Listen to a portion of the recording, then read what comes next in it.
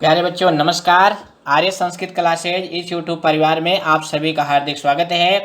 प्यारे बच्चों, आज हम एक महत्वपूर्ण टॉपिक लेकर आए हैं क्लास 6 के लिए, मिड टर्म का सिंपल पेपर। क्योंकि पेपर के पहले मिड टर्म पेपर का मिलना बहुत बड़ी खुशखबरी होती है, वो भी 6 क्लास के बच्चे के लिए जो पहली बार संस्कृत पढ़ रहा है और संस्कृत का पेपर प्रथम बार देने जा रहा है। तो प्लीज़ बच्चों, अगर आप नए हैं तो हमारे चैनल को सब्सक्राइब करें, क्योंकि हम आपके लिए हर क्लास में संस्कृत का मॉडल पेपर, सिंपल पेपर लाते रहेंगे। तो ये देखिए बच्चों, यहाँ पे लिखा हुआ है मध्यावधि परीक्षा अर्थात मिड टर्म एग्जाम 2023-24, कक्षा षष्ठी यानी क्लास 6, विषयः संस्कृतम, सिंपल क्वेश्चन पेपर 1। तो देखो बच्चों, आप 6 क्लास में प्रथम बार संस्कृत पढ़ रहे हैं, तो जो पेपर का निर्देश है इसको ध्यान से समझ लो, क्योंकि यही आपके नंबर की कुंजी है।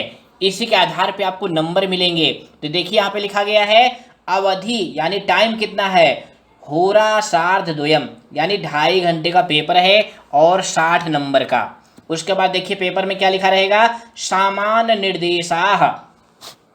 बच्चे क्या करते हैं, इस निर्देश को पढ़ते नहीं हैं, लेकिन प्यारे बच्चों निर्देश जरूर पढ़ना चाहिए, क्योंकि पूरे पेपर का जो फॉर्मेट है वो इसी निर्देश में ही छिपा होता है। कितने प्रश्न हैं, उत्तर कैसे लिखना है, इन सब बातों को इसी निर्देश में बताया गया होता है। तो देखिए पहला निर्देश क्या लिखा है, सर्वे प्रश्नाः अनिवार्याः सन्ति, यानी ऑल क्वेश्चन कंपलसरी हैं, यानी सभी का उत्तर आपको लिखना जरूरी है। बच्चे क्या करते हैं, क्वेश्चन छोड़ देते हैं, क्वेश्चन छोड़ने पर आपको नंबर नहीं मिलेंगे या कम नंबर मिलेंगे। दूसरा निर्देश क्या है, प्रश्नानाम उत्तराणि, प्रश्नों के उत्तर संस्कृत भाषायाम एव लेखनीयानि। ये निर्देश बहुत महत्वपूर्ण है, ध्यान से समझिए। प्रश्नों के उत्तर संस्कृत भाषा में ही लिखने हैं, यानी आपको इस पेपर में जितने प्रश्न हैं उनका उत्तर किस भाषा में लिखना है, संस्कृत भाषा में लिखना है। उसके बाद देखिए अगला निर्देश क्या है, उत्तराणि यानी उत्तर पृथक उत्तर पुस्तिकायाम क्रमानुसारम लेखनीयानि, यानी उत्तर लिखने के लिए आपको पृथक, पृथक मतलब क्या होता है, अलग। यानी अभी तक 5वीं तक क्या करते थे, आप पेपर में ही उसके उत्तर लिखते थे, लेकिन 6 क्लास में आपको अलग से कॉपी मिलेगी, उसमें आपको उत्तर और कैसे लिखना है। देखिए यहाँ पे लिखा गया है कर्मानुसारम, सीरियल से लिखना है।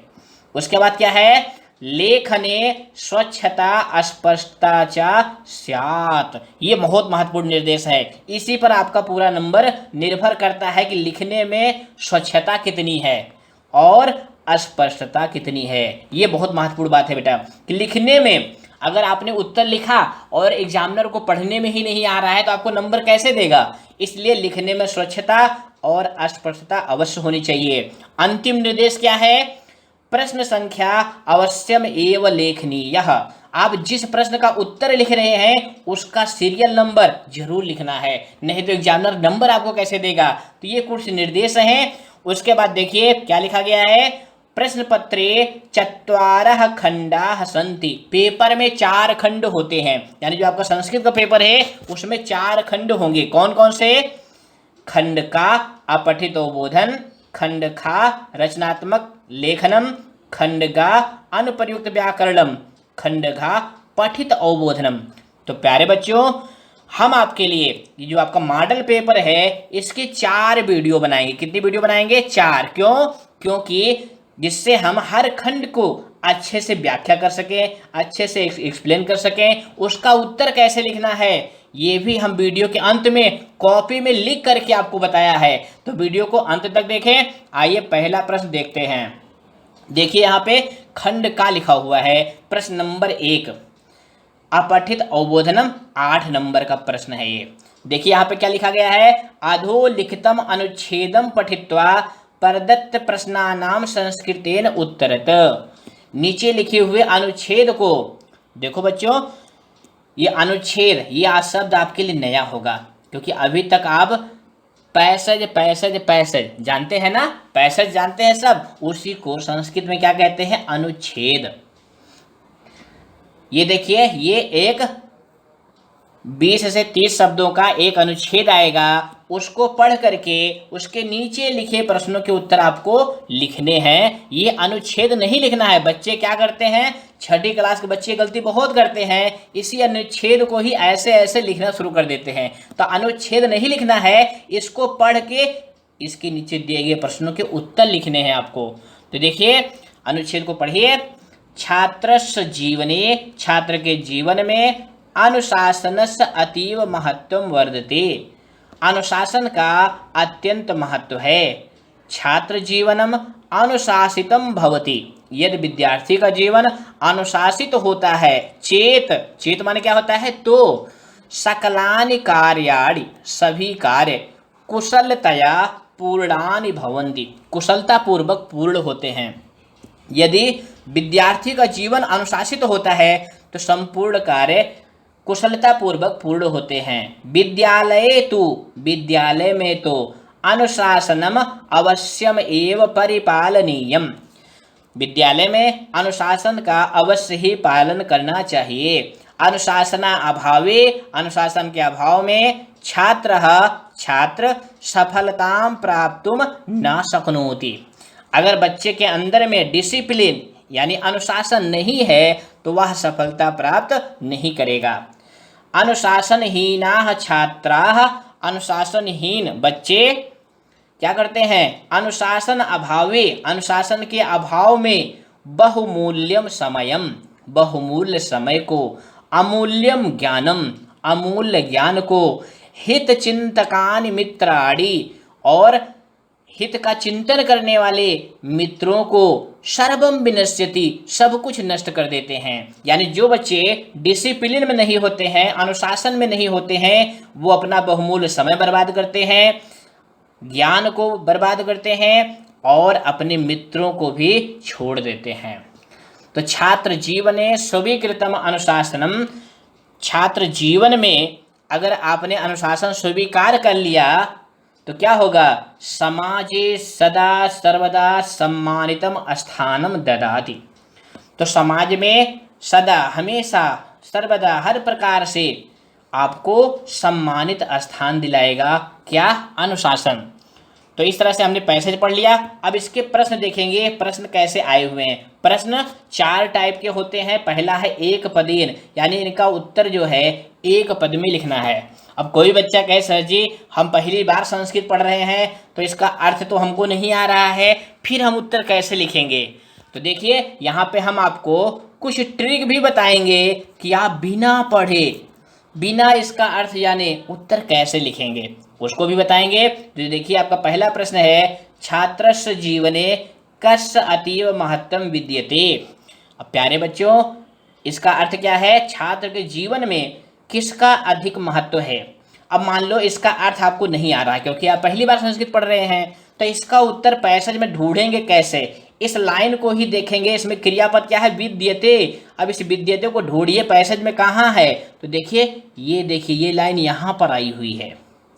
अब देखिए इसमें और इसमें कौन सा अंतर है, तो इसमें देखिए कस्य है और इसमें क्या है, अनुशासनस। बस भैया यही तो कुंजी है। ऐसे ही तो आपको उत्तर ढूंढना है। तो इसका उत्तर एक पद में क्या हो जाएगा, अनुशासनस। है ना उत्तर ढूंढना आसान। दूसरा प्रश्न है, विद्यालय किम अवश्यम एव परिपालनीयम, विद्यालय में किसका अवश्य रूप से पालन करना चाहिए। तो देखिए ये लाइन कहाँ पर आई हुई है, मिल गया, यहाँ पर आई हुई है, विद्यालय तो अनुशासनम अवश्यमेव परिपालनीयम। अब इसका उत्तर क्या हो जाएगा, अनुशासनम। प्यारे बच्चों एक बात हम और बताना चाहेंगे, अगर एक शब्द में यानी एक पद में आप उत्तर नहीं ढूंढ निश्चित कह पा रहे हैं कि इसका उत्तर ये है कि ये है, तो इसके लिए क्या करना होगा, आप पूरी लाइन लिख देंगे, तब भी आपको नंबर मिल जाएंगे। तो एक पद में इसका उत्तर होगा अनुशासनम। अगला प्रश्न है, अनुशासन अभावे छात्राः काम प्राप्तुम न शक्नोति। तो ये लाइन कहाँ आई हुई है, देखिए यहाँ पर आई हुई है, यहाँ पर आई हुई है कि अनुशासन के अभाव में बच्चा क्या नहीं प्राप्त करेगा, सफलता, यानी वो सक्सेस नहीं होगा। तो इसका उत्तर हो जाएगा सफलताम। अंतिम है, हालांकि आपको 3 ही करने हैं। कितना करने हैं? देखिए यहाँ पे लिखा गया 3 करने हैं, लेकिन ये मॉडल पेपर है, हम आपको चारों प्रश्नों के उत्तर बताएंगे। तो अगला प्रश्न है, छात्र जीवनम अनुशासितम भवति चेत सकलानि कार्याणि कथम पूर्णानि भवन्ति। छात्र जीवन अनुशासित होगा तो सभी कार्य कैसे पूर्ण होंगे? तो ये कहाँ पर आया हुआ है? ये आया हुआ है, देखिए इसका उत्तर क्या हो जाएगा? इसका उत्तर हो जाएगा कुशलतया। और ये लाइन कहाँ पर आई हुई है पैसेज में? यहाँ पर आई हुई है, देखिए ना यहाँ पे। तो इसका उत्तर ये यहाँ पे मिल गया, कुशलतया। तो इस तरह से पहले प्रश्न का उत्तर कैसे लिखना है हम लोगों ने समझ लिया। अब आते हैं इसके सेकंड पार्ट पे। देखिए लिखा हुआ है पूर्ण वाक्येन उत्तरत। पूर्ण वाक्येन का क्या अर्थ होता है? फुल सेंटेंस में, यानी इसका उत्तर आपने एक पद में यानी एक शब्द में लिखा, लेकिन इसका उत्तर आपको फुल सेंटेंस में लिखना है। पहला प्रश्न है, छात्र जीवनम अनुशासितम भवति चेतिकान कुशलतया पूर्णान भवन्ति। तो इसका उत्तर लिखने के लिए प्यारे बच्चों ये लाइन ढूंढिए पैसेज में कहाँ आई हुई है। तो ये लाइन यहाँ से यहाँ तक आई हुई है, बस यही लाइन लिख दीजिए, आपको 2 नंबर मिल जाएंगे। कितने नंबर? 2 नंबर, क्योंकि 2 प्रश्न है, एक करने हैं और 2 नंबर का है। तो कैसे लिखेंगे? देखिए इस तरह से लिखेंगे। इसी लाइन को हमने यहाँ पर लिख दिया है, छात्र जीवनम अनुशासितम भवति चेत सकलानि कार्याणि कुशलतया पूर्णानि भवन्ति। इसका खा खंड है, देखिए क्या लिखा हुआ है, अनुशासनहीना छात्रा अनुशासन अभावे किम विनश्यति। यानी जो डिसिप्लिन विहीन छात्र हैं उनका क्या नुकसान होता है। तो ये लाइन यहाँ से यहाँ तक लिखनी है। कहाँ से कहाँ तक लिखनी है? यहाँ से लेकर के यहाँ तक। बस कैसे लिखेंगे? इस तरह से देखिए, अनुशासनहीनाः छात्राः अनुशासन अभावे बहुमूल्यम समयम अमूल्य ज्ञानम सर्वम विनश्यति। इस तरह से लिखेंगे।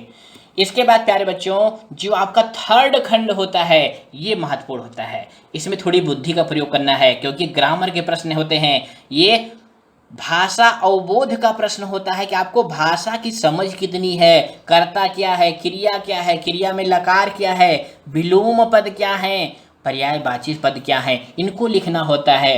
तो देखिए यहाँ पे लिखा गया है यथा निर्देशम।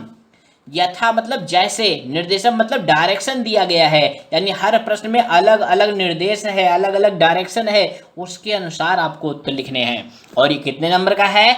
2 नंबर का है। यानी यहाँ पे 4 दिए गए हैं, 3 भी दिया गया होगा, लेकिन आपको कितने करने हैं? 2 करने हैं।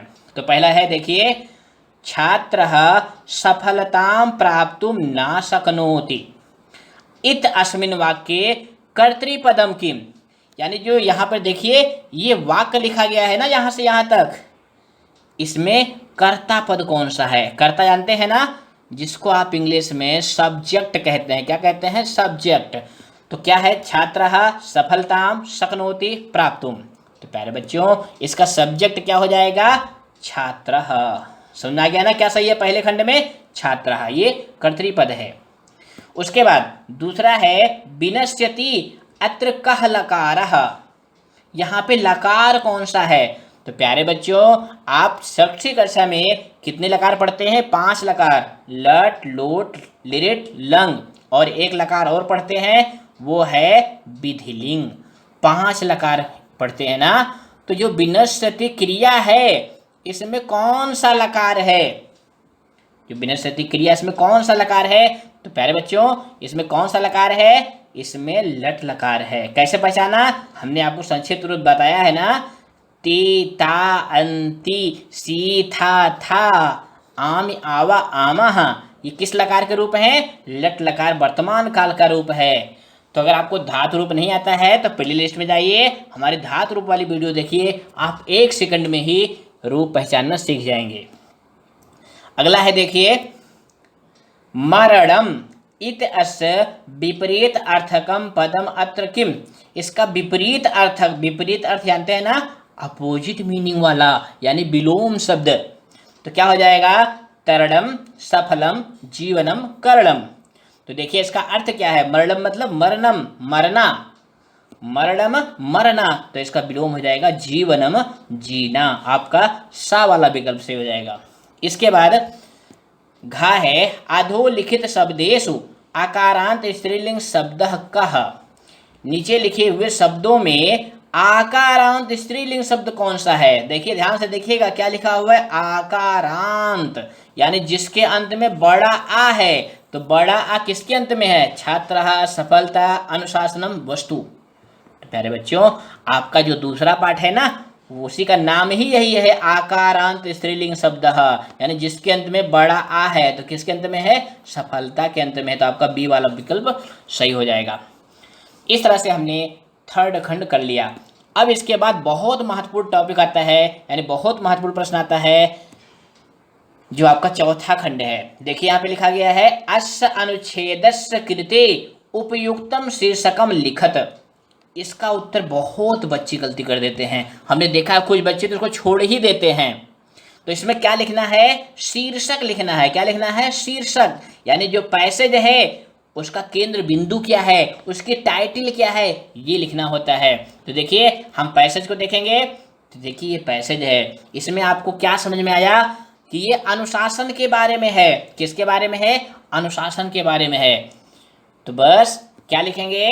शीर्षकम, और लिख देंगे अनुशासनम। अगर कोई बच्चा कहे सर जी हम कुछ और लिख दे तो कोई दिक्कत नहीं है, आप छात्र जीवनम भी लिख सकते हैं। देखिए यहाँ पे यार छात्र जीवनम, क्योंकि ये पूरा पैसेज छात्र के जीवन के बारे में है, अनुशासन के बारे में है। शीर्षक लेखन में ध्यान क्या देना होता है प्यारे बच्चों, कि इसका जो उत्तर होगा ना वो आपको एक शब्द में लिखना होगा। कितने शब्द में लिखना होगा? एक शब्द में लिखना होगा। जो इस पैसेज में बार बार शब्द आया हो वही उसका शीर्षक होगा। तो पैसेज को यानी अनुच्छेद को देखने से आपको पता चल जाएगा इसका केंद्र बिंदु क्या है। अब प्यारे बच्चों, इसका उत्तर हम कॉपी में कैसे लिखेंगे हम ये भी आपको बताएंगे, क्योंकि उत्तर लिखना भी आपको आना चाहिए, क्योंकि आप छठी क्लास में हैं। तो देखिए ये आपकी कॉपी है। तो आप सबसे पहले लिखेंगे खंड का प्रश्न उत्तर 1, उसके बाद फर्स्ट, देखते जाइए कैसे कैसे लिखना है। उसके बाद का अनुशासनस, खा अनुशासनम, गा सफलताम, घ कुशलतया। उसके बाद लिखेंगे सेकेंड, और इसमें का जो का वाला उत्तर है वो इस तरह से लिखेंगे, खा वाला उत्तर इस तरह से लिखेंगे। उसके बाद लिखेंगे थर्ड, और थर्ड में क्या लिखना था? यथा निर्देशम, तो इसमें 2 करने थे तो 2 लिख दिए हमने यहाँ पे। उसके बाद फोर्थ खंड क्या है? शीर्षक लिखना है। तो इस तरह से प्यारे बच्चों अगर आप लिखेंगे कॉपी में ना, तो ये पहला प्रश्न कितने नंबर का है? 8 नंबर का है। तो आपको 8 में 8 नंबर मिलेगा। कितने नंबर मिलेंगे? 8 में 8 नंबर मिलेगा। प्यारे बच्चों लिखते में आपको स्वच्छता और अस्पष्टता का ध्यान जरूर रखना है। कौन सा खंड है, कौन सा प्रश्न है, उसमें भी फर्स्ट सेकंड थर्ड क्या है ये भी आपको लिखना है, क्योंकि जो एग्जामिनर है उसको देखने के लिए कि इसका उत्तर किस प्रश्न का उत्तर है इसमें ध्यान न लगे, तुरंत आपको पूरे 8 में 8 नंबर जो पहले प्रश्न का नंबर है वो आपको दे दे। तो प्लीज़ बच्चों अगर आपको ये वीडियो पसंद आई है तो इसको लाइक करें और अपने दोस्तों को भी शेयर करें, और सेकंड पार्ट की वीडियो चाहते हैं तो आप हमें अवश्य कमेंट करें। फिर मिलेंगे सेकंड पार्ट की वीडियो में। नमो नमः, धन्यवाद।